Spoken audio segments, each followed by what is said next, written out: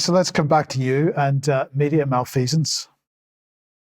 Yes, so I first of all wanted to just start with a series of headlines and reports, particularly from the BBC and CNN. So first of all, what we're seeing happening very often recently is, for example, people are losing members of their families. There is no description of who has actually killed them. So this headline from the BBC, Israel, Gaza, again, that framing of the war as only Gaza, Londoner loses 42 family members. I looked at the article itself to see if within the article they said anything. In fact, they doubled down. A Palestinian woman who lost 42 relatives in a Gaza bomb strike has said she wants to bring her surviving loved ones to safety in London. So even within that sentence, they don't describe the bomb as coming from Israel.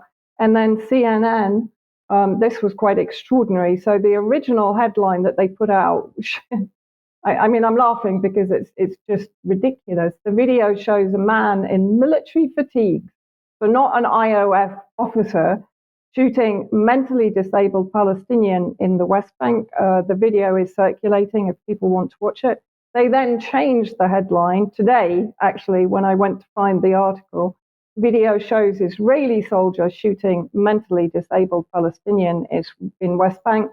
And Dr. Mads Gilbert, who was working as a surgeon in Gaza during the beginning or part of the ongoing aggression by Israel, he put out, which I've done regularly on X or Twitter.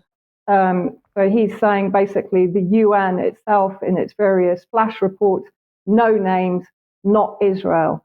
And this is a very worrying trend that we're seeing. And then, of course, what do we see? We see that the BBC will, on the other side, very quickly run with a report based on, I've read this article, and I have to say there is no photographic evidence. There is no hard evidence. There is just testimony, and we'll come on to that later. But they've run with the story, Hamas raped and mutilated women on the 7th of October, BBC hears. Interesting. So Max Blumenthal did an investigation, particularly on one of the photos that's on a separate website claiming to be one of the rape victims. It turned out that it was an earlier photo, earlier than the 7th of October, of a Kurdish fighter whose body had been defiled. That was on, I think, a Japanese website. You can go to Max's tweet to take a look at the two references that he makes there. But he also then writes a very good article in the last, I think yesterday, Scandal-Stained Israeli Rescue Group fuels October the 7th fabrications, including these rape reports. Now, interestingly, this group, let's have a look at who they are exactly. But I just want to point out, if you go to the website, if you Google Zaka Israel, it comes up as a search and rescue group. Now, I'm smiling, but of course, what does that remind me of? It reminds me of the White Helmets producing much of the propaganda to demonize and criminalize the Syrian government, including the alleged chemical weapon attacks that have been roundly debunked, including by OPCW inspectors themselves. So that immediately caught my interest. And then when we look at the propaganda that they're providing for example, the US State Department, for Joe Biden, Tony Blinken, for the BBC, for CNN, it was founded by a serial rapist known as the Haredi Jeffrey Epstein. Israeli ultra-Orthodox rescue group Zaka is responsible for some of the most obscene post-October the 7th atrocity fabrications, from beheaded babies to mass rape to a fetus cut from its mother, bearing in mind, of course, the terrorists that Israel backed in Syria did carry out these atrocities. Its rival, United Hatzalah, has spun out bogus tales of babies baked in ovens as it closes in on a 50 million fundraising goal. Then let's look further at who they are. So their presence at the heart of a high-level rape investigation is fraught with irony. Until recently, Israeli media coverage of the organization largely focused on gruesome sex crimes committed by its founder, ultra-Orthodox bigwig Yehuda Meshi Zahav, known among Jerusalem's Orthodox community as the Haredi Jeffrey Epstein, due to his well-documented penchant for raping young people of both sexes. Meshi Zahav's decades-long rampage of sexual abuse was undoubtedly known to Zaka staffers and only came to an end following his suicide. Brad Pierce, an independent scholar who published an extensive profile of Zaka's corruption in October 2023, so very recently, described the group as the most opaque and suspicious non-governmental organization I have ever investigated. So bear in mind, this is the group providing the evidence. Then, as Max points out on Twitter, BBC's key voice here is May Golan, who led anti-Black race riots in Tel Aviv before she was appointed Israel's Minister of Women's Empowerment. I'm proud to be a racist, Golan declared at one fascist rally she led.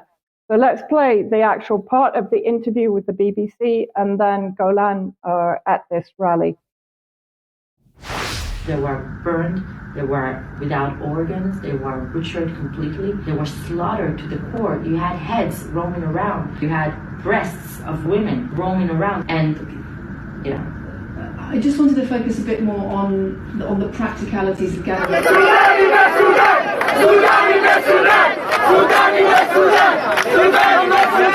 אני רואה חרא מחוץ לבית שלי, יריקות, פסיכופטים, אנשים שרק מחפשים איך לרצוח אותי בעיניים שלהם, אבל אף אחד לא מאמין לנו.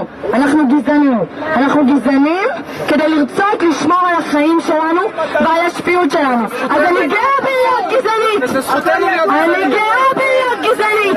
אם אני גזענית בשביל לשמור על החיים שלי, אני גאה. Just condemn it. Just make sure that you care about what women have gone through. Make sure you care about what women are now going through when they're abducted in Gaza.